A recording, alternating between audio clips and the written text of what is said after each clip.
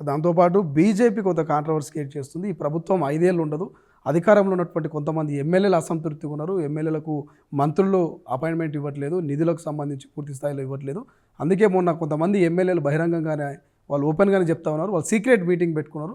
So ఈ ప్రభుత్వం 5 ఏళ్ళు ఉండదనేటువంటి ఒక సోషల్ మీడియాలో సర్క్యులేట్ అయితే ఎక్కువ పొద్దుస్తున్నా అవుతుంది. సో దీని మీద ఎట్లా చెప్తారు మదన్మోహన్ రావు గారు? ఏం చెప్తారు మీ స్టేట్మెంట్?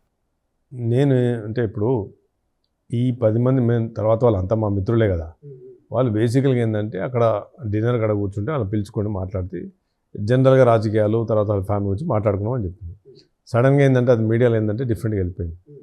ఈ టీఆర్ఎస్ ఏంటంటే అది అసంతృప్తున్నారు.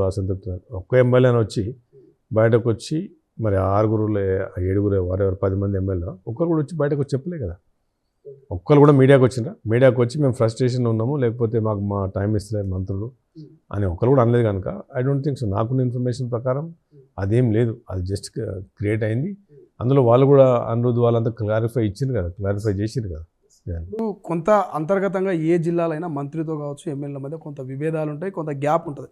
అట్లా మదన్మోహన్ రావు కానీ ఇప్పుడు ఉన్నటువంటి ఇన్ఛార్జ్ మంత్రిలో లేకపోతే ఇంకో మంత్రికో ఏమైనా గ్యాప్ ఉందా? ఓకే, పరిపాలన పరంగా ఇద్దరు కలిసిపోతున్నారు జోడెడ్డలాగా? నాకేం గ్యాప్ లేదు. ఎందుకంటే నాకు ఎంతసేపు ఏంటంటే నా కాన్స్టిట్యూన్స్ డెవలప్మెంట్ కావాలి, నా పని కావాలా. ఎందుకంటే మిగతాది ఎక్స్ట్రా విషయాలు కానీ నేను ఎక్కడ కూడా ఇన్వాల్వ్ కాను.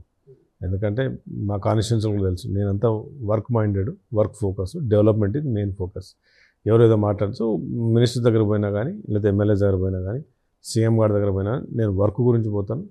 ఇది కావాలంటాను, ఇది పని కావాలంటాను, పని చేసుకుని వచ్చేస్తాను. కనుక నాకు ఎటువంటి గ్యాప్ లేదు. ఎందుకంటే 100% నేను I'm with Congress party, I'm with in the system. కాకపోతే నేను క్వశ్చన్ చేస్తాను. మన అసెంబ్లీలో క్వశ్చన్ చేసినట్టు క్వశ్చన్ చేస్తున్నాను. ఎందుకంటే దట్ ఈస్ మై రైట్. నాకు రైట్, పబ్లిక్ ఇచ్చిన రైట్ కనుక నేను క్వశ్చన్ చేస్తున్నాను. కనుక నాకు ఎటువంటి గ్యాప్ లేదు, ఎవరితో ఏం గ్యాప్ లేదు. నాకు కొంత సోషల్ మీడియాలో ప్రచారం జరుగుతుంది. ఇంకొంతమంది బీఆర్ఎస్ మాజీ ఎమ్మెల్యేలు, మాజీ మంత్రులు కాంగ్రెస్లోకి వచ్చే అవకాశం ఉందనేటువంటి ప్రచారం జరుగుతుంది. మీ పీసీసీ అధ్యక్షులు కూడా చెప్తా ఉన్నారు, వస్తా ఉంటే మేము ఆహ్వానించే సిద్ధంగా ఉన్నాం, వచ్చినా ఆశ్చర్యపోవాల్సిన అవసరం లేదు అంటారు. సో మీ మామగారు మాజీ మంత్రి గారు ఏమైనా వచ్చే అవకాశం ఉందా, దయాకర్ రావు గారు? ఎందుకంటే రాజకీయాల గురించి ఆయన గురించి నేను ఎప్పుడు డిస్కస్ చేయను. కానీ ఎక్కడైనా ఫ్యామిలీ ఫంక్షన్లో అక్కడనో ఇక్కడ కలిసినప్పుడు ఏమైనా మాట్లాడతారా? నాకున్న ఇన్ఫర్మేషన్ అయితే ఆయన అయితే మరి కాంగ్రెస్లోకి అయితే రావడానికి అయితే ఏం లేడు మరి. ఎందుకంటే నాకు కూడా ఎప్పుడు చెప్పలేదు, నేను కూడా ఇప్పుడు అడగను. ఎందుకంటే పార్టీలు డిఫరెంట్ కనుక, మన సిద్ధాంతాలు డిఫరెంట్ కనుక చాలామంది ఏంటంటే నేను ఆయనతో మాట్లాడతా అనుకుంటారు. కానీ అది అయిపోయింది, అది ఆల్రెడీ ఆ స్టేజ్ వెళ్ళిపోయింది. ఎందుకంటే నేను ఇండిపెండెంట్గా వచ్చినాను, రాజకీయాలు ఇండిపెండెంట్గా పోయి బిజినెస్లో కూడా ఇండిపెండెంట్గా చేసుకున్నాను. బిజినెస్ కూడా నేనే స్టార్ట్ చేసుకున్నాను, రాజకీయాలు కూడా నేను చేసుకున్నాను కనుక సో ఆ ఇన్ఫ్లుయెన్స్ ఏం లేదు. సో పొలిటికల్ అంశాల గురించి మామూలు ఎప్పుడు డిస్కషన్ చేయరైతే అసలు ఆ టాపికే లేదు. జస్ట్ ఒక ఫాదర్ ఇన్లా సన్ ఇలా మాట్లాడుకుంటాం అంతే. రాజకీయాలు మాట్లాడాలని సిద్ధాంతం. ఎందుకంటే ఒకసారి రాజకీయాలు మాట్లాడామంటే డిఫరెంట్ భిన్నాభిప్రాయాలు వస్తూ ఉంటాయి. సో ఏమైనా అనిపిస్తుందా ప్రతిపక్షంలో మామగారు అధికార పక్షంలో నేనున్నా అనే ఫీలింగ్ ఎప్పుడన్నా వస్తుందా, లేకపోతే జస్ట్ బీట్ లైట్ అంతేనా? అంటే మనం అనుకుంటే వస్తుంది, లేకపోతే లేదు. అది ఇప్పుడు ఆయన ఎన్నోసార్లు గెలిచిండు, 4 సార్లు 5 సార్లు 6 సార్లు గెలిచిండు ఆయన. సో నేను ఎప్పుడు రాజకీయాలకు వచ్చి నేను ఎప్పుడు అనుకోలేదు. సేవ చేద్దాం అనుకున్నాను, సేవ చేద్దామని తర్వాత రియలైజ్ అయినా. ఎందుకంటే పొలిటికల్ పవర్ అనేది చాలా ఇంపార్టెంట్. మనము ఇండిపెండెంట్గా 100 కోట్లు నేను ఖర్చు పెట్టినాను ప్రజల గురించి.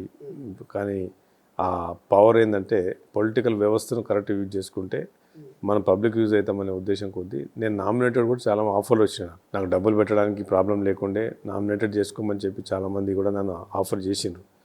కానీ నామినేటెడ్తో దానికి సంతృప్తి ఉండదు. మనం పబ్లిక్ నుంచి ఎలక్ట్ అయితేనే మన నిజమైన రిప్రజెంటేషన్, ఆ పవర్ మనకు వస్తుంది.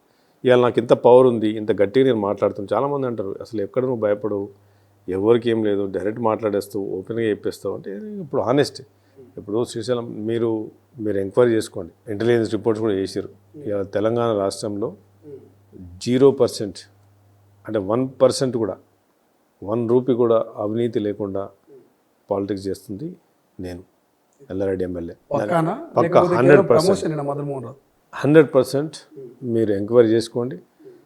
ఎక్కడన్నా తొలి వెలుగు నుంచి చెప్తా ఉన్నాను, ఈరోజు కాంగ్రెస్ ఎమ్మెల్యేగా చెప్తా ఉన్నాను, నేను అవినీతికి పాల్పడితే నా కాన్స్టిట్యున్సీలో కమిషన్లు కానీ ఎక్కడైనా అవినీతి నా కాన్స్టిట్యున్సీ ఎల్లారెడ్డి కాన్స్టిట్యున్సీలో నేను అవినీతికి పాల్పడితే ఈరోజు తొలి వెలుగు ద్వారా నా ఎమ్మెల్యే పదవికి రాజీనామా చేయడానికి సిద్ధంగా ఉన్నాను. చెప్పడానికి బాగానే ఉంటుంది అన్న, కానీ ఖచ్చితంగా దీన్ని ఇంప్లిమెంట్ చేస్తారా ఒకవేళ నిజంగా అవినీతి గనక 100%.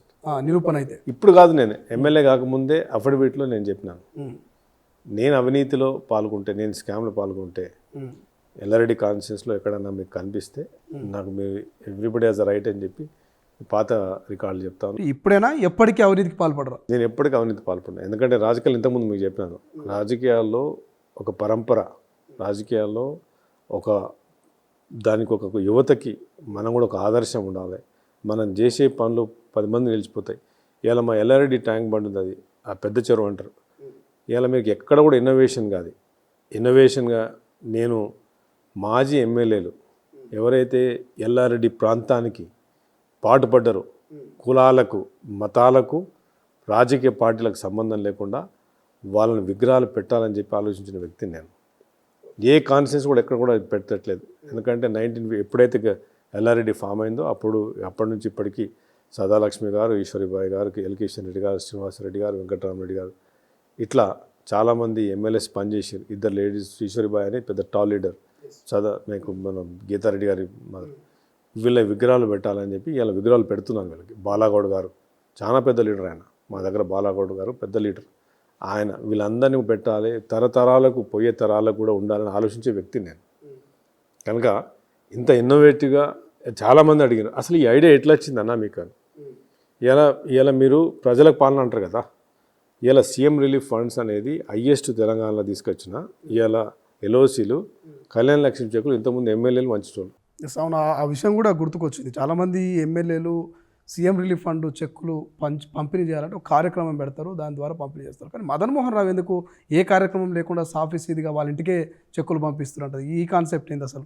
ఇది జనరల్గా ట్రెడిషన్ ఏంది, అందరు వస్తారు, ఎంఆర్ఓలు వస్తారు, ఆడియో ఉంటారు, క్యాంప్ ఆఫీస్లో పెడతారు, ఒక వేదిక క్రియేట్ చేస్తారు, అన్ని మండలాల నుంచి పిలుస్తారు. అయితే ఈ హడావుడి నాకు ఇష్టం అనిపించలే. తర్వాత పోయినాక ఒక 3 నెలలు చూసిన తర్వాత అసలు వాళ్ళకి ఎందుకు మనం ఇచ్చే చెక్కుకు పాపం ఊర్లోకి వెళ్ళి తీసుకొచ్చి లేడీస్ని కూర్చోబెట్టి పొద్దు నుంచి రాత్రి దాకా కూర్చోబెట్టి ఆటో ఎక్కించి, ఆటోకు 500 రూపాయలు రైట్, వీడికి వచ్చి ఎంఆర్ఓ ఆఫీస్ నుంచి ఈ ఆఫీస్ నుంచి చుట్టూ చెప్పులు తిరిగి ఇలా సీఎం రిలీఫ్ ఫండ్స్ను మనం చెక్కులు ఇలా నేను ఒక సుమారు 15 మంది పిల్లల్ని పెట్టి నా సొంత జేబు నుంచి నా సాలరీస్ కట్టుకుంటా వారంకు 400 నుంచి 500 చెక్కులు తీసుకొచ్చి ఇంటికి 60,000 లక్ష రూపాయలు ఇంటికి పోయి మా కార్యకర్తలు, మా కాంగ్రెస్ నాయకులు ఒక సిస్టమ్ తయారు చేసి వాళ్ళు కూడా సెల్యూట్ చేయాలి. వాళ్ళ విలేజ్కి వెళ్ళిపోతే ఇక్కడ నుంచి కలెక్ట్ చేసుకుంటాం, అప్లికేషన్ మేమే చేస్తాం, ఖాళీ ఒక జిరాక్స్ కాపీతో వస్తుంది. దాని గురించి ఒక స్కార్పియో పెట్టినా తీసుకొస్తారు, మా ఆఫీస్కి వస్తే డిస్ట్రిబ్యూట్ అవుతుంది, మండల అధ్యక్షుడు పోతే అక్కడ నుంచి కార్యకర్తలు పోతే సీనియర్ నాయకులు ఇంటికి వెళ్ళి డిస్ట్రిబ్యూట్ చేస్తాం. ఈ వ్యవస్థ ఎక్కడ లేదు. ఇవాళ ఎమ్మెల్యేని గెలవాలని చెక్కుల గురించి చెప్పి పోయిన గవర్నమెంట్లో చెక్కులు ఎక్స్పైరీ అయిపోయినాయి. ఎందుకంటే ఎమ్మెల్యేకి టైం లేక ఇవ్వలేక, ఎమ్మెల్యే బిజీ ఉన్నాడు, ఎమ్మెల్యే ప్రోగ్రాంలో పెట్టాలి, ఎంఆర్ఓలు రావాలి, ఆర్డీఓలు రావాలి, కూర్చోవాలి, ప్రోగ్రాం కావాలి. చెక్ వ్యాలిడిటీ ఎన్ని రోజులు ఉంటుంది? 90 days to 180 days ఉంటుంది. సో రావడమే కష్టము. వారికి ఎంత గరీబోడు ఏం చేసుకుంటాడు, పెళ్లి చేసుకుంటే 2 లక్షలు 3 లక్షలు ఇంటి ముందు పందిరి చేసుకుంటారు. ఆ 1,00,000 రూపాయలు మనం ఇస్తే వాళ్ళు ఇంట్రెస్ట్ కన్నా కట్టుకుంటారు కదా, ఆ చెక్కు మన దగ్గర పెట్టుకునే బదులు. ఇట్లా ఆలోచించే వ్యక్తిని ఇలా మదన్ మోహన్ పేరు అవసరం లేదు. చాలామంది అన్న నువ్వు ఇస్తే నీకు పేరు వస్తుంది, లేకపోతే చెక్కులు వేరే వాళ్ళు ఇస్తారంటే, అరే మన నాయకులు వాళ్ళు కూడా ఎట్లా డెవలప్ అవుతారు? మన కార్యకర్తలు వాళ్ళకు కూడా సర్వీస్ ఎట్లయితుంది? ఇప్పుడు when you do service only you get respect. గౌరవం ఎప్పుడు వస్తుంది? సర్వీస్ చేస్తేనే రెస్పెక్ట్ వస్తుంది. పైసలు ఇస్తున్నావు, 2 బాటలు మందు తాగిపిస్తున్నావు, రెస్పెక్ట్ రాదు కదా, గౌరవం రాదు కదా. గౌరవం ఎప్పుడు వస్తుంది? ప్రజలకు సేవ చేసినప్పుడు గౌరవం వస్తుంది. నువ్వు ఇంటికి తీసుకుపోయి చెక్ ఇస్తే ఇలా మెచ్చుకుంటున్నారు. అరే మేము ఇంతలో మండలం చూడు తిరిగి చచ్చిపోతుంటే ఈ తీసుకొచ్చి ఇదేంది, ఇది కొత్త పద్ధతి ఉన్నది, ఎమ్మెల్యే సార్కి ఇది పెట్టండి.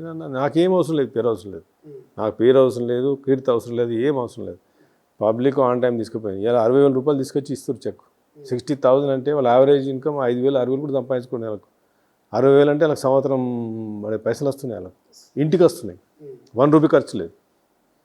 ఇట్లాంటి వ్యవస్థను తయారు చేసిండే. ప్రపంచంలో ఏ మూల ఏ క్షణం ఏం జరుగుతుందో వేగంగా తెలుసుకోవడానికి తొలి వెలుగు వాట్సాప్ ఛానల్ని ఫాలో చేయండి.